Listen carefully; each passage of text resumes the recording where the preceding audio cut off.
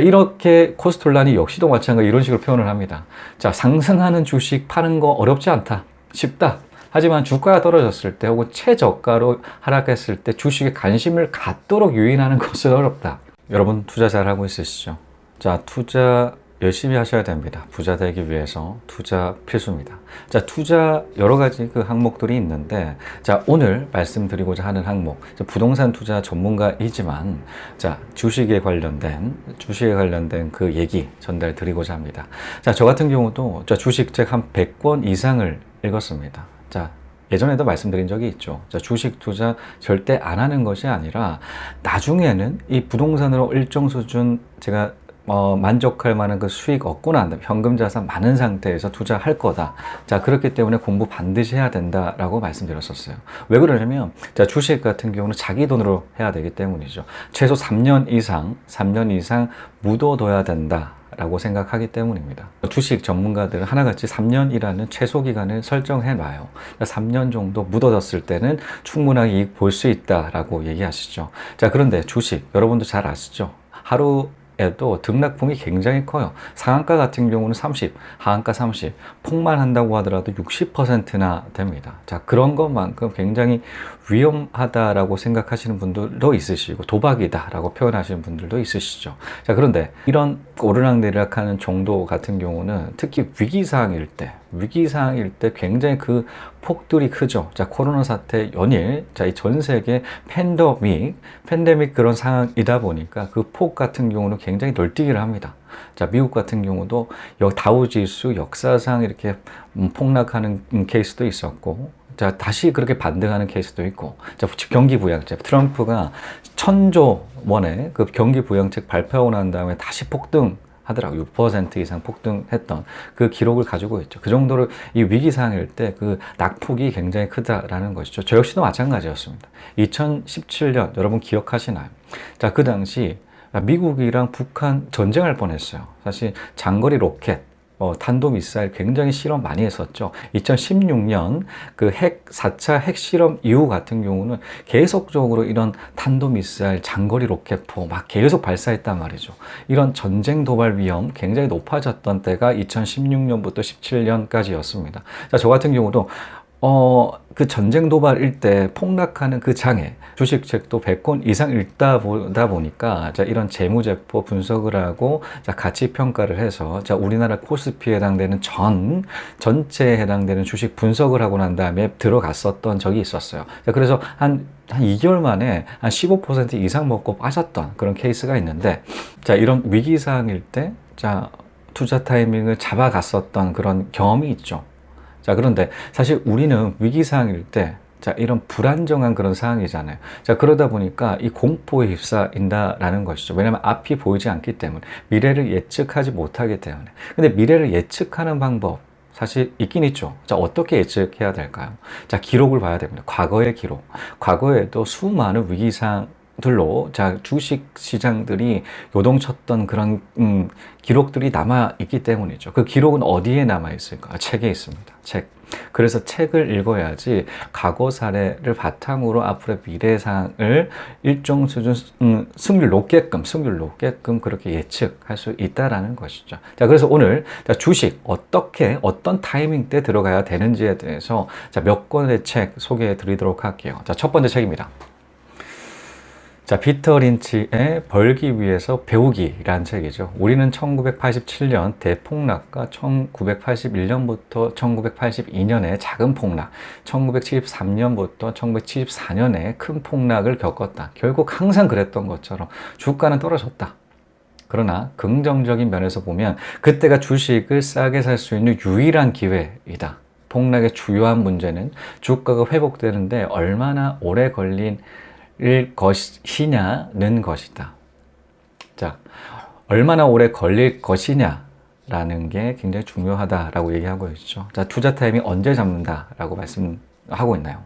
자, 피터 린치는 이런 폭락장에 유일하게 싸게 살 수 있는 기회다. 자, 역발상으로 투자해야 된다라고 얘기하고 있죠. 저 같은 경우도 자, 부동산 투자자이지만 자, 주식 책들에서 굉장히 영향을 많이 받았어요. 왜냐하면 현명한 투자자, 사실 정말 위대한 투자자 분들 같은 경우는 주식에 포진하고 있는 케이스들이 굉장히 많았죠. 저는 이 주식, 그 지식들을 실전 투자, 부동산에 적용시켜서 역발상 이 투자 원리 같은 경우를 이렇게 정립했는데, 자, 이런 영향 굉장히 많이 받았다라는 거죠. 대부분 이 현명한 투자 같은 경우는 다들 들어갈 때 안 들어간다라는 거죠. 폭락할 때, 공포에 휩싸일 때. 자, 공포에 휩싸인다고 하더라도, 공포에 휩싸인다고 하더라도, 자, 그 현명한 투자자들 역시도 마찬가지로 공포에 휩싸일까요? 아니죠. 그분들 같은 경우는 오래 전부터 자, 이 주식 관련된 책을 수없이 읽었습니다. 자, 수없이 읽다 보니까 수많은 위기상, 특히나 주식 같은 경우는 그런 변곡 포인트들이 굉장히 많았기 때문에 자, 이를 체득하고 경험하고 있는 상태였었죠. 경험을 한다라는 게 직접적인 경험도 있겠지만 간접적인 경험 역시도 마찬가지 포함된다. 라는 것이죠. 자, 간접적인 경험, 책을 통해서 얻을 수가 있습니다. 책을 통해서 얻을 수가 있다라면 앞으로 미래 사항들까지 그려낼 수가 있기 때문에 그 용기 내서 투자할 수 있다라는 것이죠. 자, 이분 같은 경우도 주식을 싸게 살 수 있는 유일한 기회 다라고 얘기하고 있죠. 저 역시도 마찬가지 역발상 투자할 때 그런 얘기 드린 적 있지 않겠습니까? 유일하게 월세 수익률 극대화할 수 있고 최저점에 살 수 있는 최적의 기회다. 역발상 투자의 최고 장점 포인트 그런 부분들이다 라고 얘기했던 이유는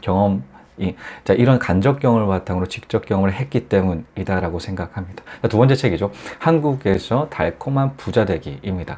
자, 외환 위기 직전인 1997년 11월경 회사원이었던 P씨는 주식과 부동산 투자의 전문가인 친구에게 다음과 같은 이야기를 들었다.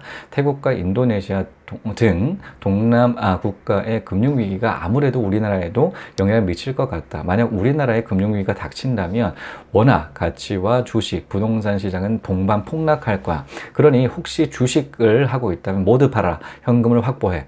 부동산을 대출받아 구입했다면 일단 처분하는 것이 유리할 거다. 주식이든 부동산이든 폭락하고 나면 다시 들어가라. 자, 폭락하고 난 다음에 들어가라 라고 얘기하고 있죠.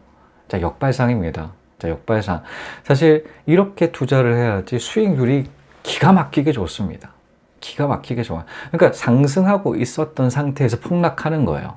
상승하고 있었던 상태에서 폭락하는, 그러니까 상승장에서 어디 시점일지는 모르겠죠. 어디 시점일지는 모른다고 하더라도 투자를 한다라고 했을 변곡 포인트는 있다.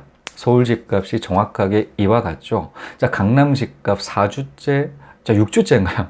6주째 마이너스로 떨어져 있습니다. 지금 마이너스 치고 있어요. 강남 같은 경우는 마이너스 치고 있어요. 서울 집값 많은 구에서 마이너스 지금 하락폭 커지고 있습니다. 하락폭 커진다는 거는 어떤 얘기 말씀드렸었는데 아무도 사는 사람이 없다라는 것이죠. 정말 더 위험한 거는 팔라고 한다고 하더라도 팔리지 않는 그런 상황들 연출된다라는 거죠. 자, 그러니까 올라갔을 때 대부분 투자자들 서울 투자해라라고 그렇게 강조하고 있었습니다. 저는 그거를 보면서 와, 과연 이 폭락하고 난 다음에 과연 그들을 보면서 투자했던 사람들 어떻게 책임질 것인가에 대해서 사실 반문하고 싶더라고요. 사실 그분들도 역시나 마찬가지로 아실 텐데, 부동산을 투자해 보셨으면 아실 텐데, 장기적인 플랜으로 부동산을 투자를 해야지 단기적으로 샀다 팔았다 이게 안 된다는 건 너무나 잘 알고 있으실 텐데도 그렇게 서울 폭락 없다, 서울 급락 없다 이렇게 얘기를 하시더라고요. 근데 지금 강남이 6주째 이상으로 지금 마이너스 치고 있어요. 마이너스 치고 있습니다. 여러분 확인해 보시죠. 강남뿐만이 아니에요. 서울 전역에 해당되는 구 올라가는 곳도 조금은 있긴 있는데 핀셋 규제 때문에 바로 그 폭은 꺾인다. 그리고 실제로도 몇 주째 떨어지고 있는 서울 집값 있습니다. 서울 집값이 있어요. 그러니까 상승했을 때 투자를 하는 그 단점이죠. 얼마 안 좋다라는 거, 얼마 좋지 않다라는 거. 얼마 올라가다 다시 떨어진다라는 거. 떨어지게 되면 어떻게 돼요? 떨어졌을 때 투자를 한다. 그러면 서서히 다시 올라가요. 서서히 올라간다. 올라가면 갈수록 오르니까 기분 좋잖아요. 오르니까 기분 좋아요. 오르니까 기분 좋으면 계속적으로 기분 좋아요. 오랫동안 기분 좋다. 그러니까 단기로 기분 좋을지 장기로 기분 좋을지는 투자 타이밍이 그렇게 중요하다. 저 여기서도 그런 얘기 했습니다. 자, 부동산이든 주식이든 폭락하고 나면 다시 들어가라 라고 얘기하고 있죠. 정확하게 역발상 원리랑 똑같다 라는 것 여러분 느끼시는지 모르겠습니다. 자, 부동산이든 주식이든 마찬가지예요. 폭락하고 들어가야 돼요. 자, 폭락작 지금 연출된다라는 것이죠. 현명한 투자자들 지금 투자하고 있습니다. 지금 투자. 그러니까 이전에는 투자 안 했다가 지금 이렇게 떨어지는 이 시기 때에 들어간다라는 것이죠. 여러분들 이 투자 타이밍 정말 중요합니다. 또 다른 책을 한번 봐보시죠, 같이. 나에게 맞는 수익별 재테크라는 책입니다. 자, 주식시장이 폭락하고 있기 때문에 우리가 투자를 하는 것이다. 강세장에서는 주식을 싸게 살 수 없기 때문에 나는 강세장일 때 불안하다. 시장이 폭락할 때는 나는 더 행복하다. 위기는 좋은 기회이다. 나는 경기 침체나 재앙 또는 혁명이 일어날 때 더 많은 기회가 생긴다는 것을 알고 있다. 마크 모비어스. 사실 마크 모비어스 너무나 유명하신 분이죠. 누구신지 아시나요? 저는 잘 모르겠습니다. 저는 잘 모르겠는데, 자, 이 내용들을 본다고 하더라도 정확하게 앞서 이 현명한 투자자들과 비슷한 그런 시각들을 가지고 있다는 사실 너무나 확연하게 와닿죠. 자, 이겁니다. 자, 이거예요. 자, 이렇게 나는 강세장일 때 늘 불안하다. 저는 사실 서울 집값 보면서 굉장히 불안했어요. 사실 주식은 이때까지 투자를 하지 않았지만, 자, 저는 주식 어떤 돈으로 투자를 해야 된다라고 말씀드렸는데, 자기 돈으로 투자를 해야 된다. 자기 돈 가지고 있으니까, 자, 지금 이런 폭락장에 사실 지금은 들어가야 되는 타이밍이다라는 거 확연하게 느껴지고 있습니다. 그래서 이제 계좌 다시 한번 살릴까 지금 생각 중이에요. 지금 타이밍이기 때문에.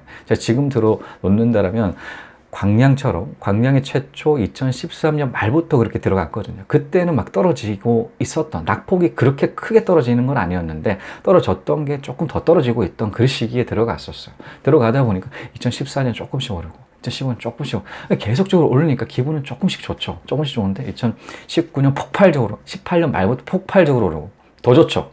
더 좋죠. 지금도 더 좋고. 아무튼 이런 여러 가지 이런 원리들이 있다라는 거죠. 금리에 따라서 영향받고 사회 정책에 따라서 대출 규제에 따라서 굉장히 큰 영향받고요. 자, 이렇게 투자 타이밍, 나는 강세장일 때 불안하다. 저는 약세장일 때 굉장히 좋죠. 약세장 너무나 좋아하고 있습니다. 사실 제 책에서도 어디를 투자를 고려를 좀 집중해 보시라라고 말씀드렸던 그 지역 있습니다. 그렇게 말씀드렸는데 그 말씀드리고 한 다다음 달부터 계속적으로 올라가고 있어요. 계속적으로 올라가고 있어요. 계속적으로 오르고 있습니다. 자, 이처럼 폭락할 때 저는 더 행복했어요. 사실 이 지역, 제가 이 책에서 강조를 했던 이 지역 같은 경우는 사실 저는 아랍에 있었던 시기 때에 폭락하기 시작했다. 계속 폭락하니까 내가 지금 들어가야 될 타이밍인데 뛰어다녀야 되는데 라는 생각 때문에 조금 더 답답했어요. 너무 행복한데 떨어졌기 때문에 사실 이제 투자 타이밍 낮다라고 생각해서 행복한데 좀 답답한 그런 느낌 많았거든요. 그래서 좀 복귀를 사실 작년 7월에 봐서 그나마 투자할 수 있었던 그런 시기 놓치지 않았다라고 생각합니다. 자, 이처럼 위기는 기회다라는 얘기, 이 현명한 투자자들의 얘기 좀 귀 기울여서 투자를 하시는 건 어떨까라는 생각 들고요. 자, 두 번째, 이제 네 번째 책이죠. 돈 뜨겁게 사랑하고 차갑게 다뤄라. 여러 번 강조 드리는 책입니다. 여기에서도 역발상 투자 이런 식으로 표현하고 있어요. 자, 오늘날도 그렇듯이 대중에게 약속이야 무엇이든 할 수 있으니까 상승하는 주식을 파는 것은 어렵지 않다. 정발상 투자하는 거. 근데 오를 때 투자하는 거 쉽다라는 거죠. 그러니까 그렇게 크게 말할 필요가 없어요. 부동산으로 예를 든다면 이런 식으로 얘기를 하면 돼요. 자, 올라가는 그 지역. 자, 대장 아파트 사세요. 대장 아파트 사세요. 대장 아파트, 왜요? 왜? 대장 아파트 위치 좋지 않습니까? 자, 위치 좋고, 자, 시설 굉장히 좋아요. 뭐, 손댈 게 아무것도 없죠. 위치 출품하지 않겠습니까? 사시면 됩니다. 라고 얘기만 한다면 설득력 있게 와닿아요. 근데 저 위치 좋죠? 위치 좋은데, 위치 좋은 거 알겠는데, 그 떨어지는 거 언제 올라가는? 설명이 끊임없이 해야 된다라는 거죠. 끊임없이 해야 되기 때문에. 자, 이렇게 코스톨라니 역시도 마찬가지 이런 식으로 표현을 합니다. 자, 상승하는 주식 파는 거 어렵지 않다. 쉽다. 하지만 주가가 떨어졌을 때 혹은 최저가로 하락했을 때 주식에 관심을 갖도록 유인하는 것은 어렵다. 역발상이기 때문에 외로운 길 걸어가셔야 된다라고 얘기 드렸습니다. 역발상 굉장히 오랫동안 하다 보니까 자, 그런 단점들은 없지 않아 있지만 장점 역시도 굉장히 크기 때문에 저 역발상 절대 포기하지 않아요. 정발상 투자 아예 안 한다.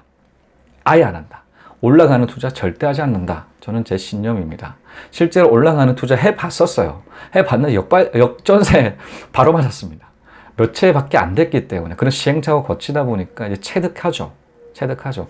이 하락장일 때 여기서 그렇게 얘기하지 않겠습니까? 주가가 떨어졌을 때 혹은 최저가로 하락했을 때 주식에 관심을 갖도록 유인하기가 그렇게 힘들다. 그렇게 힘들다. 마찬가지일 겁니다. 자, 서울 이제 하락장, 6주차, 막 강남 같은 경우는 한번 확인해 보시죠. 마이너스입니다, 벌써. 벌써 마이너스예요. 마이너스 떨어졌기 때문에 유인하는 건 굉장히 더 어려울 거예요. 자, 대중의 변덕은 주가의 변덕을 따라가기 때문이다. 대중은 주가가 오를 때만 사고, 그렇게 해서 주가는 더더욱더 오른다. 자, 주식 역시도 마찬가지다라는 것이죠. 주식. 뭐 투자, 모든 투자는 자, 이런 식으로 반응하죠. 자, 튤립, 네덜란드 튤립 사건 같은 경우는 튤립이 몇십 채에 해당되는 그 가치를 가졌던 때가 있었습니다. 튤립을 이 훔치는 사람이 도망가서 막다른 길에 튤립을 먹어버렸어요. 먹다 보니까, 야, 이 튤립, 집 20채 가치였는데 먹으니까 없다. 깨닫기 시작을 하는 거죠, 사람들이. 이 튤립이라는 게, 야, 이게 뭐 튤립밖에 안 되는데, 폭락하기 시작했다라는 거죠. 튤립 오를 때는 막 귀족들이 막 투자하죠. 투자해서 더 올립니다. 서민들까지 또 투자한단 말이죠. 계속 올라가요. 근데 그런 식으로 발생한다는, 몇 건의 그런 사고만 발생을 한다라면 이제 생각 바뀐다라는 거죠. 생각 바뀌게 돼서 폭락한다. 대중은 주가가 오를 때만 사고, 오를 때만 사죠. 대부분의 투자하시는 분들은 이 부류에 있으실 겁니다. 근데 제 강의 들으신 분들은 어떤가요? 역발상으로 가신다라는 거죠. 사실 역발상으로 선두적으로 나가는 사람이 있어줘야 돼요. 근데 저는 이제 앞으로는 이 지역 공개는 절대 유튜브, 출판으로 절대 하지 않을 겁니다. 자, 지금 같은 경우는 제가 이제 출판을 통해서 이 투자처를 말을 했어요. 자, 그러다 보니까 투자 타이밍을 조금 더 길게 가져가려고 했었는데 조금 아쉬운 경향이 있어요. 조금 더 비싸게 사야 되니까 더 싸게 살 수 있었는데 좀 그런 아쉬움 때문에 절대 이제는 공개하지 않습니다. 출판을 통해서는 절대 유튜브 상으로 절대 공개하지 않을 생각입니다. 자, 마지막 책이죠. 자, 게다가 사람들의 기대와 달리 금값은 상승하지 않았다. 이에 반해 국채의 발행은 늘어났다. 국가에 대한 신뢰가 온전하게 유지되고 있다는 한 증거이다. 단지 증권시장에만 불신이 흘러다녔다. 주가는 하락했고 투자자들로부터 신뢰가 사라졌다. 이런 상황에서 누가 대세를 거슬러 행동하겠는가? 그렇다. 언제나 소수만이 그렇게 행동했다. 언제나 소수만이 그렇게 행동한다라는 거죠. 1987년 대폭락 직후의 소신을 가지고 증권시장에 승자한 사람들은 오늘날 높은 수익을 올리고 있다 라고 얘기하고 있습니다. 투자 타이밍 어떨 때 잡아야지. 자, 이런 위대한 투자자가 만들어진, 사실 위대한 투자자가 아니라고 해도 돈 벌려고 하게 되면 투자 타이밍 같은 경우는 오를 때 투자하지 말라라고 저 하나같이 이렇게 얘기하고 있어요. 자, 이런 여러 무수한, 사실 이런 주식책들이 굉장히 큰 도움 됐어요. 사실 주식에는 진짜 위대한 투자자가 너무나 많았거든요. 저 부동산으로 위대한 투자자라고 하면 그렇게 떠오르지는 않는데 기껏해 떠올린다라고 하면 트럼프도 부동산으로 굉장히 불을 불렀기 때문에. 그런데 이에 반해서 주식 같은 경우는 이런 고민이라든가 이런 재무제표, 이 주식의 가치, 여러 가지 이런 분석하는 그 루트, 그 계산법들이 굉장히 많이 개발되어 있죠. 그분들이 다 개발하신 겁니다. 그렇게 개발을 했던 그 노하우가 이런 책들에 하나둘씩 녹아있더라고요. 그분들은 하나같이 이런 떨어져 있을 때 사수입니다.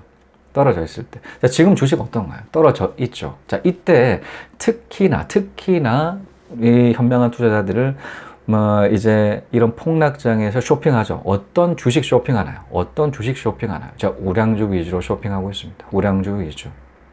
삼성전자라든가 이런 SK 하이닉스, 앞으로도 계속 상승세가 이어질 것으로 예상이 되는 그런 우량주에 해당되는 주식 사고 있다라는 것이죠. 워렌 버핏 역시도 마찬가지였습니다. 다우지수 폭락할 때, 다우지수 역사상으로 폭락했던 코로나 사태 3월 15일인가? 그때 3월 15일이나 3월 14일, 13일 이쯤에 500억 투자했죠. 항공 주식 500억 투자했습니다. 어떤 타이밍에 들어간다라는 거 뚜렷하게 보이지 않겠습니까? 올라갈 때는 관심 전혀 없어요. 오르는 투자 절대 하지 않습니다. 자, 고민해 보셔야 된다라는 거죠. 투자 타이밍 정말 중요하기 때문입니다. 언제 투자 타이밍을 잡느냐에 따라서 인생이 왔다 갔다 거려요. 인생이 왔다 갔다 거린다. 그러니까 투자 굉장히 중요하다고 생각하시죠. 투자 중요하게 생각하십니다. 자, 그런데 자, 부동산 같은, 특히 서울 같은 경우는 굉장히 엄청 높죠. 가격들이 10억 이상입니다. 거의 대부분이. 많은 아파트들이 10억 이상. 근데 그렇게 폭락한다라면 1, 2천 떨어지지 않는다라고 말씀드려요. 1, 2억, 3억 뭐 이렇게 떨어진다. 3억만 떨어진다고 생각해 봅시다. 3억만 투자 이제 어떻게 될까요? 투자 어떻게 될까요? 투자 앞으로 못해요. 평생 동안 못합니다. 3억 어떻게. 자, 거의 대부분 이렇게 투자하시는 분들, 대출 되셨던 분들인데, 자, 그분들 거의 대부분 월급쟁이셨을 거예요. 자, 월급쟁이들, 월급 정말 작습니다. 자, 그 작은 걸로 3억 만들어야 된다고 생각해 보시죠. 자, 신중하셔야 된다는 투자 타이밍. 자, 이렇게 신중할 필요가 있다라는 겁니다. 자, 이것으로 주식 하락장 무조건 이기는 자, 투자 타이밍 공개는 여기까지였습니다. 시청해 주신 여러분 감사합니다. 다음 시간에 또 뵙겠습니다.